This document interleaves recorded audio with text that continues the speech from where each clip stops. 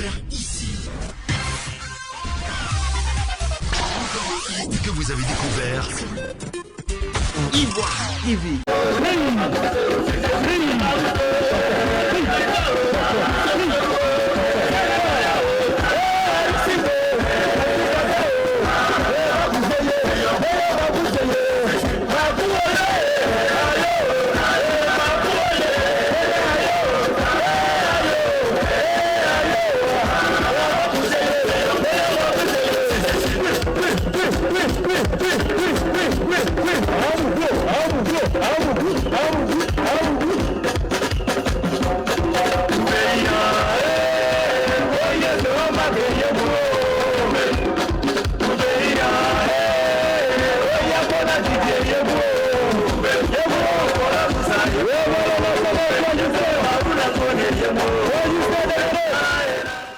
Quand je suis sorti de prison, j'ai dit que la prison est finie et que la peur a changé de camp et que la paix se trouve désormais dans leur camp et que c'est à leur tour de retourner en prison. En 2011, c'était pas facile. En 2011, c'était difficile. Et le camarade Kwa Justin nous a réunis. Sur plus de 60 que nous étions, on était 11 à répondre à l'appel. Et nous avons juré de continuer ce combat. Et nous avons continué ce combat. Quand on voit les jeunes de Côte d'Ivoire réunis aujourd'hui, il faut être fier. Il faut saluer les jeunes de Côte d'Ivoire. Je voudrais profiter pour saluer les jeunes du PDCI-RDA. À Innocent Yao, je voudrais dire merci d'être présent. Merci pour ton combat. Je crois que nous nous sommes compris. Désormais, nous faisons chemin ensemble. Et nous serons ensemble jusqu'au bout pour la réconciliation nationale et pour la reconquête du pouvoir d'État. Les jeunes du FPI sont prêts à aller au bout avec le PDCI-RDA et CDRP pour engager le combat de la libération de Côte d'Ivoire. Vous pouvez compter sur nous. La jeunesse du FPI aujourd'hui fait sa rentrée politique. Nous venons de loin et en 2020, nous allons à la fin de notre périple parce que nous allons gagner en 2020. En 2011, nous avons souffert. Il était difficile de nous réunir. Et nous nous sommes réunis de manière clandestine. Nous nous sommes réunis chaque fois qu'on devait se réunir. Je me rappelle toutes les manifestations qu'on a eu à faire, 2011, 2012, 2013, 2014. J'étais président du comité d'organisation. Et on était matés, on était gazés. Mais par notre engagement, nous avons résisté. Nous avons tenu bon et nous avons tenu le parti debout. C'est pourquoi il faut saluer les jeunes de Côte d'Ivoire. Et à leur tête était présent Kwa Justin. Il faut saluer Kwa Justin et son humilité. En 2015, on voulait nous arracher le parti. Nous avons tenu encore bon. Et nous avons organisé le congrès de Mama. N'eût été les jeunes de Côte d'Ivoire, ce congrès n'allait pas avoir lieu. Et donc il faut saluer les jeunes de Côte d'Ivoire. C'est vous qui avez mis Gbagbo à la tête du FPI. Nous avons conduit la résistance pour l'identité de notre parti. Aujourd'hui, nous avons un parti debout. Aujourd'hui, nous avons un parti fort. Aujourd'hui, nous avons un parti conquérant. Aujourd'hui, nous avons un parti capable d'aller arracher la victoire au RDR et pour la remettre à Gbagbo Laurent. Est-ce que les jeunes de Côte d'Ivoire sont prêts? Est-ce que les jeunes de Côte d'Ivoire sont prêts? Est-ce que la JFPI est prête? Nous voulons une jeunesse au combat. Nous voulons une jeunesse engagée. Parce que depuis 2017, nous avons chanté 2020. Depuis 2018, on a dit à 2020, ça va finir. 2019, on a dit à 2020, ça va finir. Nous sommes maintenant en 2020. Est-ce que ça va finir en 2020? Est-ce que ça va finir en 2020? Est-ce qu'en 2020, on va se laisser? Est-ce qu'en 2020, on va se laisser? Oui, nous allons nous laisser en 2020.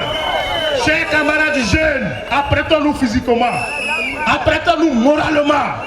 Notre résistance doit être maintenant reconstruite à une jeunesse pour la reconquête du pouvoir d'État. Nous devons être une jeunesse prête et engagée à la reconquête du pouvoir d'État. Je vous assure et je vous le dis que la victoire, la liberté ne se donne pas sur un plateau d'or. La liberté s'arrache. La liberté s'arrache dans le sang et dans la sueur.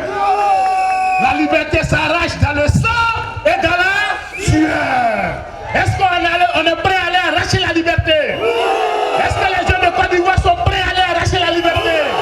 Est-ce que Gbagbo Laurent peut compter sur vous? Est-ce que le pays peut compter sur les jeunes de Côte d'Ivoire? Est-ce qu'on est prêt à répondre à tout le monde que la direction va nous donner? Eh oui, c'est de ça qu'il s'agit aujourd'hui. Aujourd'hui, nous voulons montrer à la direction de notre parti que nous sommes une jeunesse debout, que nous sommes une jeunesse engagée, prête à aller au combat à cette année 2020, prête à en découdre à cette année 2020, prête à finir avec tout ce qui est problème à cette année 2020, prête à reconquérir le pouvoir d'État en 2020.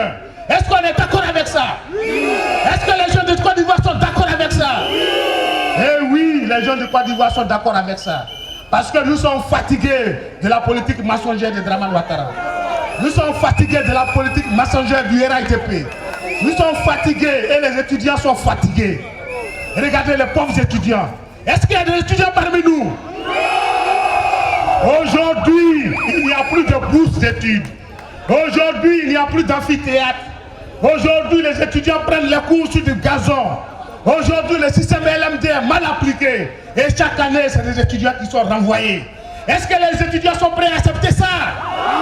Alors oui, chers camarades étudiants, mettons-nous dans le combat. Vous êtes une élite éclairée. Vous êtes les leaders de demain. Alors le président Laurent Gbagbo compte sur vous.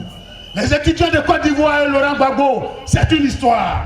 En mai 91, quand la cité universitaire de Yopougon avait été attaquée, c'est le président Laurent Gbagbo qui s'est levé et qui a dit non. Il fallait demander au Houphouët-Boigny de mettre en place une commission d'enquête. Cette commission d'enquête a abouti à des résultats où les coupables étaient connus. Et le président Houphouët-Boigny a refusé de faire appliquer la loi. Alors le 18 février 92, le président Laurent Gbagbo et l'ensemble des démocrates se sont levés et pour marcher, pour réclamer donc justice aux étudiants. Alors au moment où Gbagbo Laurent aujourd'hui est en prison, nous les étudiants de Côte d'Ivoire, nous devons lui rendre la monnaie. Est-ce que les étudiants sont prêts à s'engager pour Gbagbo Laurent? Est-ce que les étudiants sont prêts à s'engager pour Gbagbo Laurent? Avec Gbagbo Laurent, nous aurons une meilleure vie dans les universités. Et les emplois nous seront garantis. Regardez les paysans. Les paysans font pitié en Côte d'Ivoire. Et Ouattara nous dit dans son discours que les paysans sont les mieux nantis. Je vous dis que c'est faux. Peut-être qu'ils vivent sur une autre planète. Parce qu'en Côte d'Ivoire, les paysans souffrent. Sous Gbagbo Laurent, le kilogramme de cacao coûtait entre 1500 et 1200 francs. Aujourd'hui, le plus haut niveau, c'est 750 francs. Sous Gbagbo Laurent, les véhicules s'achetaient à 1200. Aujourd'hui, le prix du caoutchouc est à 250 francs Borchamp. Sous Laurent Gbagbo, l'anacate était mieux acheté que sous Ouattara. Sous Laurent Gbagbo, le coton était mieux acheté que sous Alassane Ouattara. Alors les étudiants souffrent, les paysans souffrent, les fonctionnaires souffrent, même ceux qui sont dans le privé souffrent. Tous les fonctionnaires de Côte d'Ivoire souffrent, toute la population souffre. Ouattara est un désastre national. Et face à ce désastre national, il faut un rassemblement national. Face à ce désastre national, il faut un rassemblement national. Face à ce désastre national, il faut un rassemblement national. C'est pourquoi j'appelle à l'union de toutes les forces jeunes de Côte d'Ivoire. Les forces vives de Côte d'Ivoire, mettons-nous ensemble afin de mettre démocratiquement fin à la souffrance des Ivoiriens. Ensemble, nous le pouvons.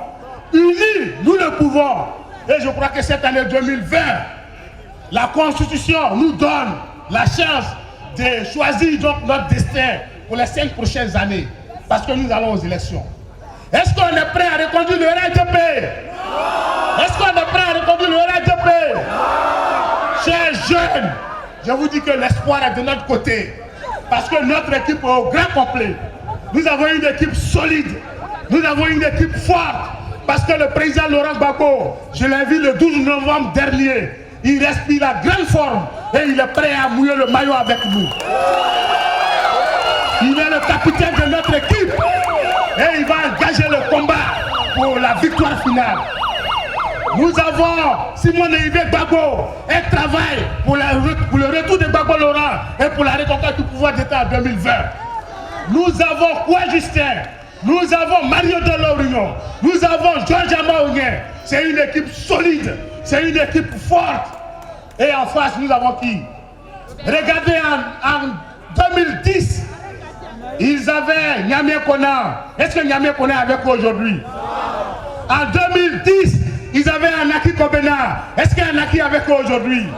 En 2010, ils avaient Francis Vanga Vaudier. Est-ce que Vaudier est avec eux aujourd'hui? En 2010, ils avaient Soron Diop et la rébellion. Est-ce que Soron Diop est avec eux aujourd'hui? En 2010, ils avaient Henri Kona Bédier et le PDC IRDA. Est-ce qu'Henri Kona Bédier est avec eux aujourd'hui? Ils sont restés seuls. Et ils ont eu comme candidat un homme. Ils ont eu comme candidat Poussé Dembélé. Est-ce que Poussé Dembélé peut devant Laurent Gbagbo? Est-ce que Poussé Dembélé peut devant Laurent Gbagbo? Est-ce que Poussé Dembélé peut devant Laurent Gbagbo? Alors ils veulent nous blaguer. Alors ils veulent nous distraire.